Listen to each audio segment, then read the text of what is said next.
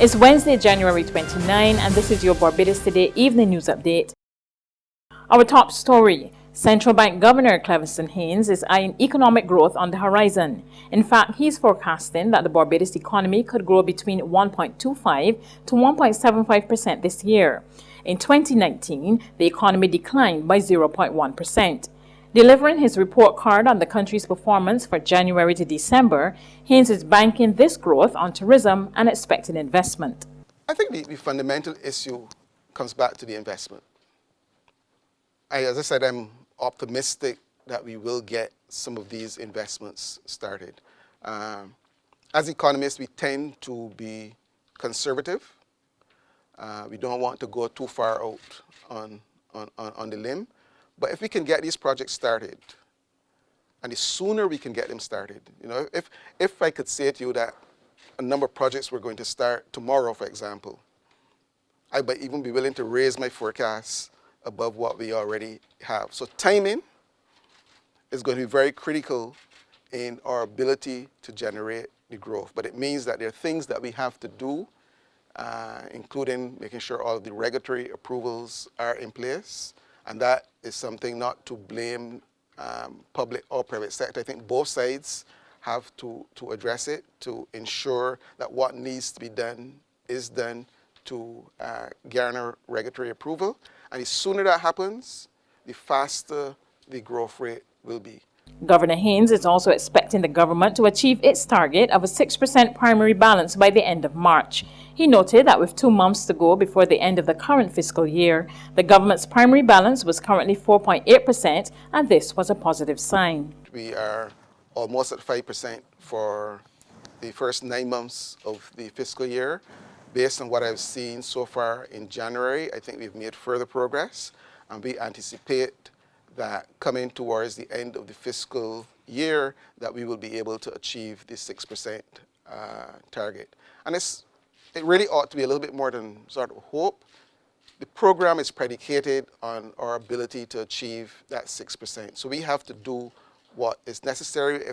If the revenue is not as strong as you want it to be, you have to be able to make adjustments on the expenditure side, because the primary balance is a critical target under the fund program, and we believe it's not just the funding that comes with meeting the targets, but it is the message that it sends about our ability to maintain the discipline necessary to safeguard the exchange rate. Overall, the government reported several positive indicators. He says international reserves increased by 481 million to reach 1.13 billion at the end of December. Tourism recorded its 5th straight year of growth, while construction contracted by 4.7%, even as the financial services sector remained stable and manufacturing and non-sugar agricultural sectors declined. Governor Haynes urged continued financial discipline if the economy is to grow. 2020 provides us with an opportunity for this economy to take off. The last 18 months of focus on stabilization, and during that period we've rebuilt the international reserve buffers, we've strengthened the public finances, we've implemented major tax and expenditure reforms, and we've reduced the debt burden. Now we need the economy to grow. This requires ongoing fiscal discipline complemented by new investment that builds out our economic capacity for the future. We remain an economy that has to export goods and services to survive. Improving our competitiveness is therefore crucial. 3 St. Michael men were today remanded to Her Majesty's Prison Dodds, charged with the murder of taxi operator Jason Hobbs. They are Jamar Brown of Motley Land Bank Hall, Zico Pilgrim of Marshall Gap Tudor Bridge, and Janelle Holder of Hines Gap Halls Road. When the accused appeared at the District C Magistrates Court before Magistrate Deidre McKenna, they were not required to plead to the indictable offense. They will reappear in court on February 25. Police say Hobbs was murdered sometime between January 14 and 17. Police had recovered his partially decomposed body at the bottom of a cliff in an area known as Elbow Bay My Lady Hole Fortescue, St. Philip. Barbados and Ghana are exploring new tourism opportunities. Last evening, key local tourism players welcomed members of the Ghana Tourism Authority at a reception at Champer's restaurant. The CEO of the Ghana Tourism Authority says it's critical the two countries develop air linkages to allow citizens to move freely. To come here, I had to go through London, some had to go through New York to get to visit our brothers. And so we are very, very positive that through the combination of efforts, we can have this direct flight between Ghana and Barbados, Accra and Bridgetown. And that really will cement all the efforts that we've put in so far. Tourism Minister Kerry Sima believes that the deepening ties with Ghana provides significant opportunities for Barbados' tourism. Where people are not going to come to Barbados for a sunshine getaway or a warm weather getaway, but they will be coming here to dip into the vast repertoire of experiences and the heritage and the culture which blend our two countries and make them almost one. And I think that is a very important part of the way we develop this transatlantic journey in this age and the new experiences which are there to be offered. There's regional and international news after this short break. It's Festive Friday at the Bridgetown Night Market at Pelican Craft Center. Kick off the weekend this Friday from 4 p.m. to midnight with loads of food, drinks, and entertainment. Get ready for Crop Over with the Rhythm Roots Street Parade. Party like it's Kadooman Day on the street around Pelican Village with costume reveler, music, and more. It's Festive Friday. It's Festive Friday at the Bridgetown Night Market at Pelican Village Center from 4 p.m. to midnight. Admission free.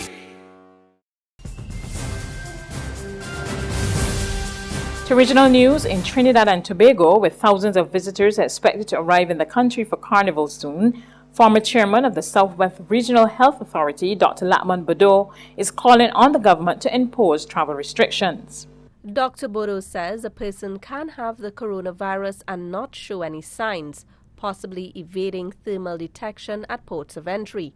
He says although the World Health Organization has not declared a worldwide health emergency, Trinidad and Tobago must be proactive. I know it's carnival time. It's going to be a very difficult decision for any government to take.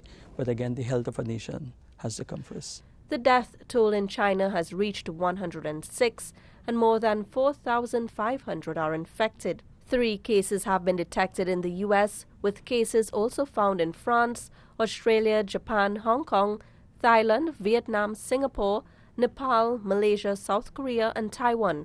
But do we have the resources to deal with an outbreak of the coronavirus in TNT? It's a question Dr. Bodo said he posed to the government in Parliament. I'm hoping that the screening at the airport, at the ports of entry, is sufficient, is being done properly. And the reason I asked the question in the Parliament yesterday is to get the assurance from the government through the Prime Minister that the resources that could be necessary, hopefully may not be necessary, but in the event that we do have an outbreak of cases, that we have those resources prepared to be able to treat patients. Dr. Bodo believes that a multidisciplinary team should be set up to monitor the virus. It's critical that the government and the authorities monitor the situation on a day-to-day basis, if not more frequently, and be prepared to take whatever decision is required, even if it means imposing travel restrictions. On the international front, the head of the World Trade Organization's Health Emergencies Program, Dr. Mike Ryan, today called for the whole world to be on alert to fight the coronavirus. The WHO will meet tomorrow to discuss whether the virus constitutes a global health emergency, even as it continues to spread across China and to at least another 16 countries. More in this report. The number of cases of a new coronavirus rose sharply on Wednesday. In mainland China, it's now already infected more people there than the SARS epidemic did in 2003. That outbreak went on to kill nearly 800 people worldwide.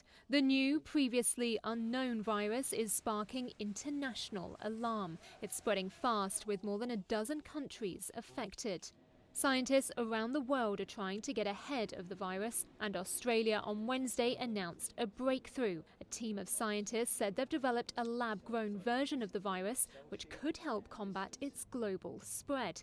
Director of the lab, Mike Catton. We've moved immediately to share this with our international colleagues to provide a toolkit that complements the modern molecular techniques that are so useful in diagnosis and development of vaccines and medicines. Governments and businesses are working to contain the fallout. In the US, the White House is holding daily meetings on the outbreak, and some countries, like Japan, have sent chartered aircraft to Wuhan to evacuate their citizens. Hong Kong, which has been gripped by anti-China unrest for months, is planning to suspend rail and ferry links with the mainland. Airlines, including United, have announced they're cancelling some flights to China as demand for travel there falls sharply. That's news, but for the very latest, visit our website at www.barbadostoday.bb. You can also subscribe to our e-paper, email updates, or like us on Facebook, and sign up for our breaking news alerts via WhatsApp. We're also on Izumi Media in bus terminals, as well as Screenplay at supermarkets and gas stations near you. You can also hear us on Mix 96.9 FM and Capital Media HD 99.3 FM.